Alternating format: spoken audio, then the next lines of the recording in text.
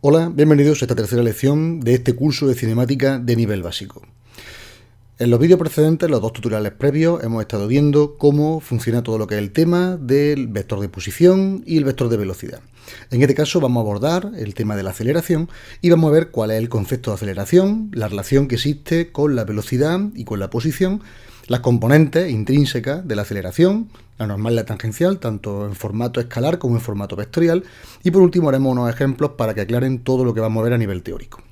Bien, pues primero el concepto de aceleración hace referencia al cambio de velocidad que se produce entre dos instantes determinados del movimiento de un móvil.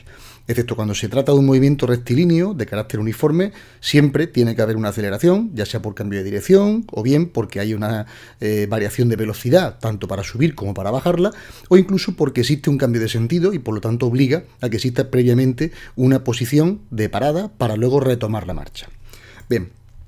Si vemos el gráfico, partimos de un punto con un instante posicional R1, un vector de posición final R2, donde tenemos una velocidad inicial vectorial V1 y una final V2.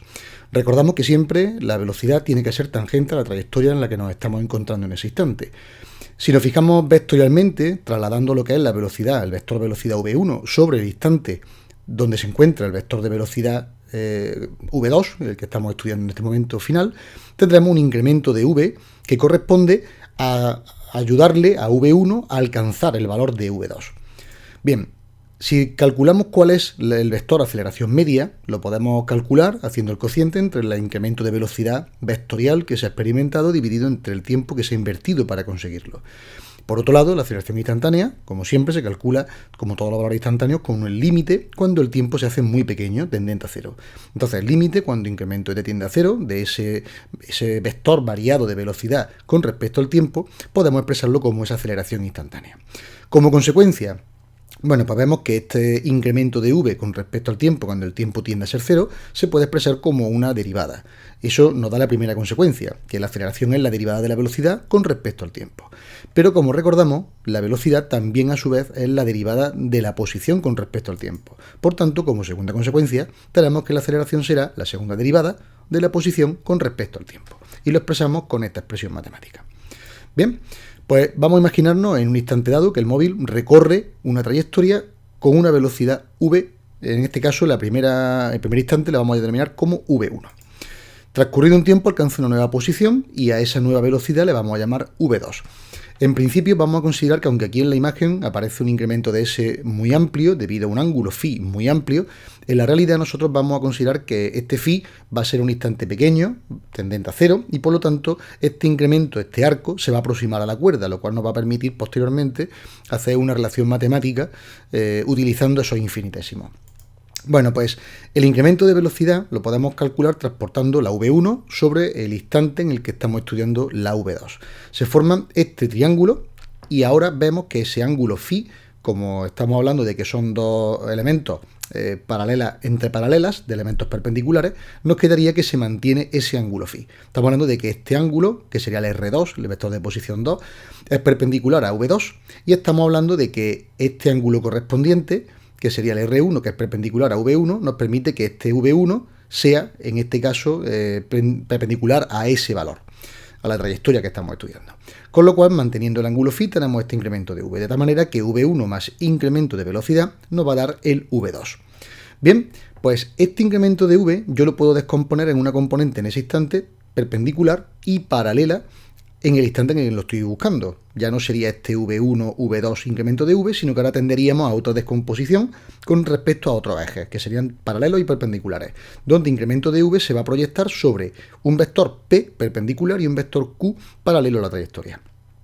Bien, si esto lo descomponemos de otra forma, lo vemos extrayendo ese triángulo y analizando la parte, nos quedaría que el vector P sería un valor, una constante, multiplicada por un vector unitario normal a nuestra trayectoria y que el vector Q sería un valor constante, el que resulte de hacer la proyección, por un vector tangente a la trayectoria.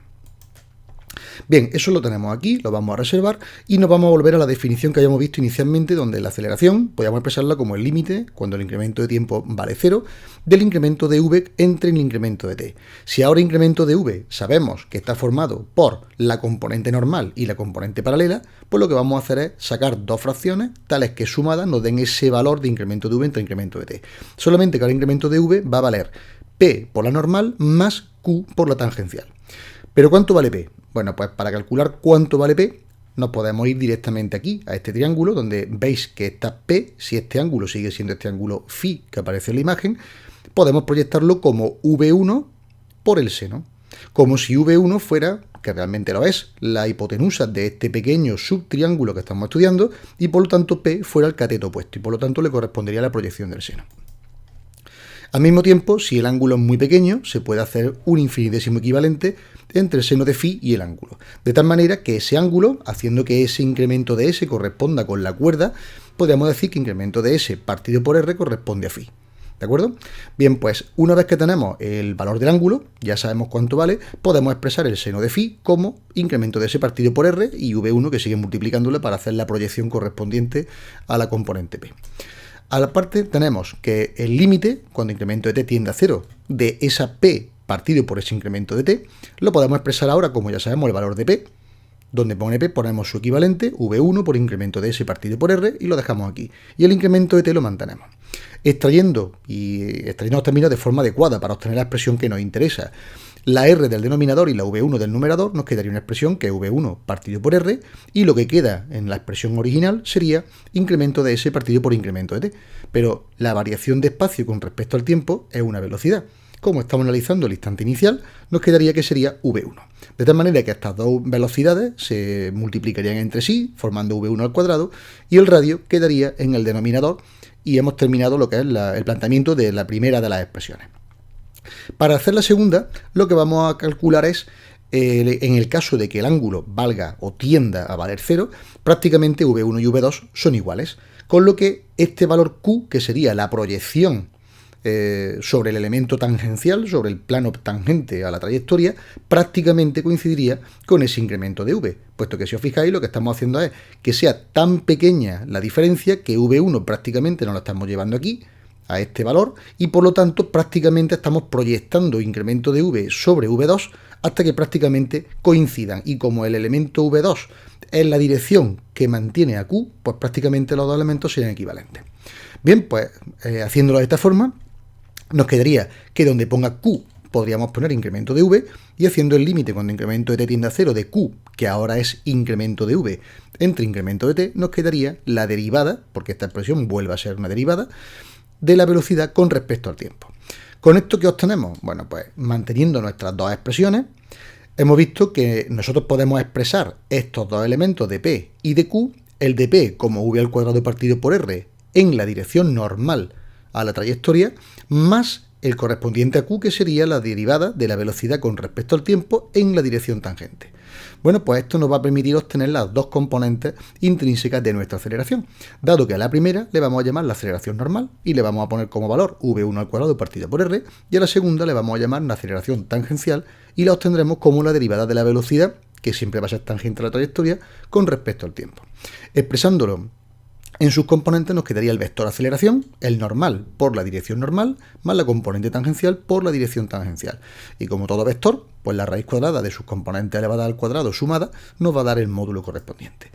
Aquí tenéis la representación en un punto de una trayectoria curva, la que sea, cuando nosotros tenemos una aceleración, sea la que sea, proyectando sobre la dirección tangente y la dirección normal, nos va a dar las dos componentes de la aceleración que estamos buscando.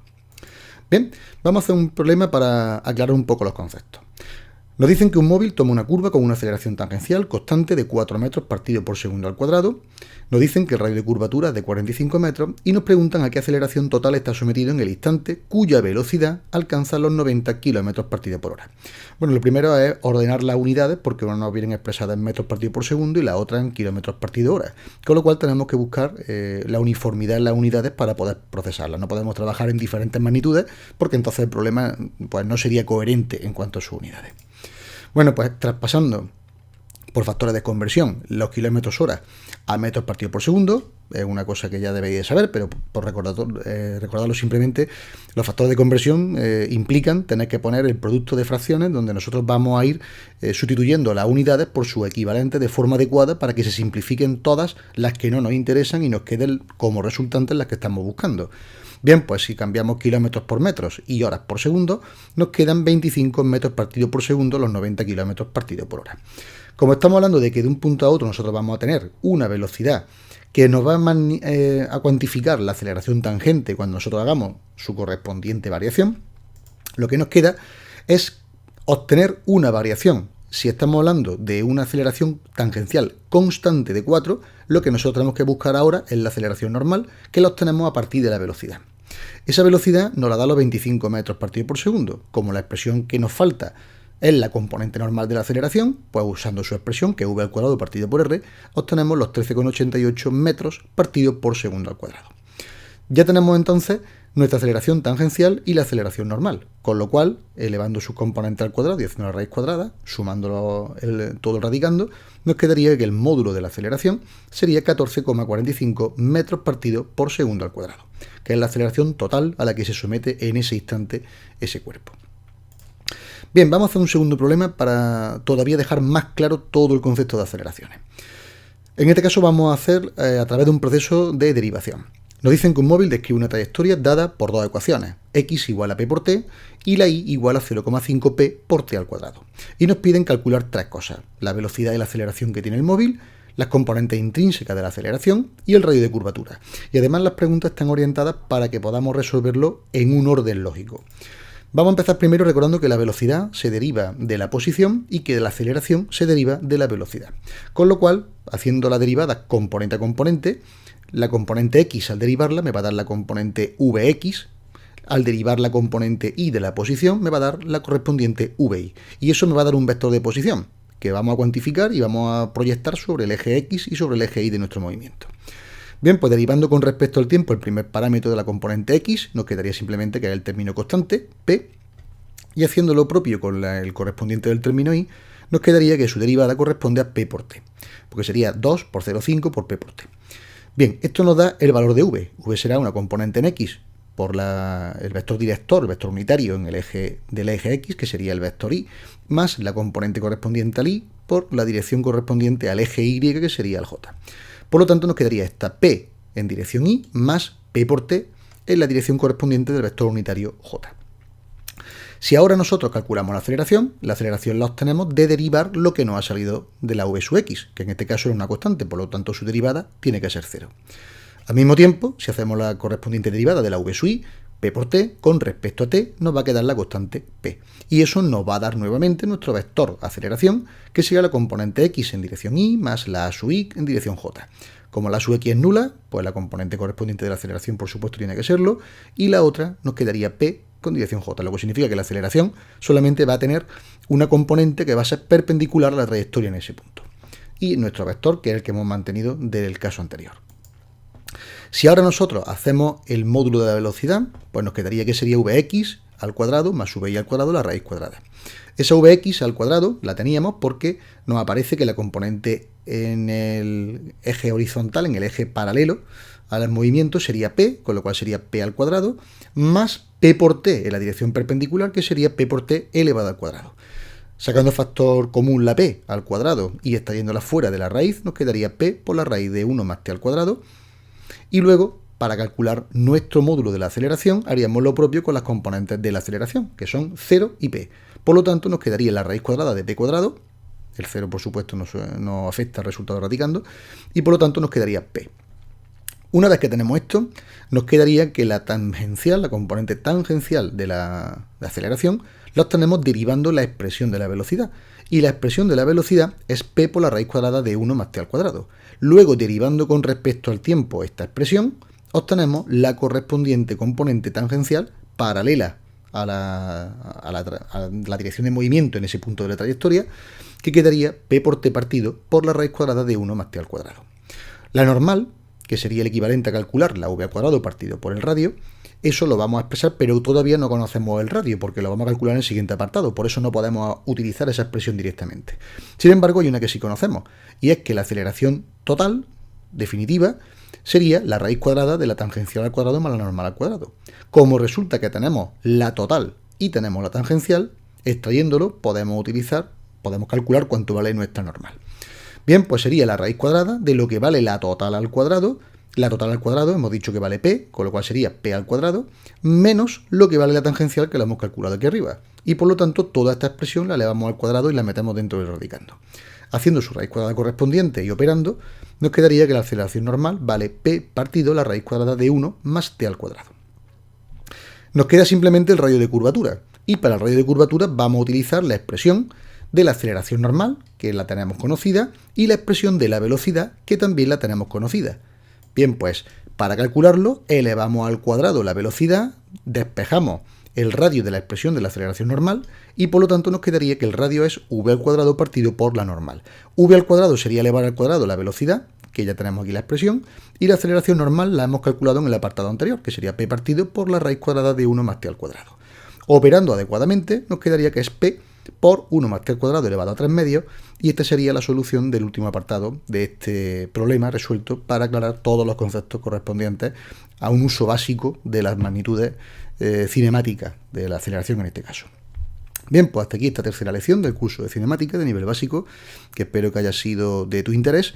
Y en la siguiente lección, en el siguiente videotutorial, en el cuarto de esta lección de 7 tutoriales, lo que vamos a abordar es cuáles son los tipos de movimientos. Movimientos rectilíneos, movimientos uniformemente acelerados, las caídas verticales, los tiros parabólicos, y luego iremos haciendo la combinación de esos movimientos entre sí en los sucesivos tutoriales.